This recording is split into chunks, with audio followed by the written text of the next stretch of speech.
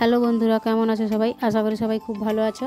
তো দেখো, আমি তোমাদের আজকে পাইপিং বসিয়ে দেখাবো। 1 ইঞ্চি 2 সুত মতো কাপড় নিয়ে নিয়েছি, তিরছাপট্টি এক সাইডে সেলাই করে নিয়েছি, আর এক সাইডে বসিয়ে নিব। সেলাইটা উপরের দিকে রেখে, মানে উল্টো সাইডে সেলাইটা করে নিব। করে হালকা হাতে সেলাই করতে হবে, বেশি টেনে টেনে সেলাই করা যাবে না, বেশি টানলে কিন্তু কুঁচকে যাবে। তো আস্তে আস্তে হালকা হাতে করতে হবে।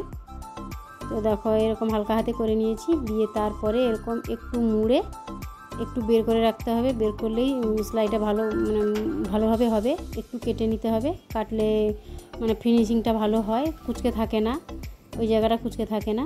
তো হালকা একটু একটু মুড়তে হবে, একটুভাবে করতে হবে। তো দেখো, একটু মুড়ে করছি। তো আমার স্পিড দেওয়া আছে, একদম টানা যাবে না, না টেনে আস্তে আস্তে করতে হবে। তো দেখো, আমার পুরোটা সেলাই হয়ে গেছে, আস্তে আস্তে করতে হবে সেলাইটা। তো দেখো, পারফেক্টভাবে হয়েছে। এরকম করলে খুব সুন্দরই হয়। তারপরে এরকম 1/2 ইঞ্চি মতো নিয়ে সেলাই করে নিতে হবে। তো দেখো কত সুন্দর হয়েছে, কেমন হয়েছে জানিও। এখানে সেলাই একদমই বোঝা যাচ্ছে না, খুব সুন্দরই হয় এরকম।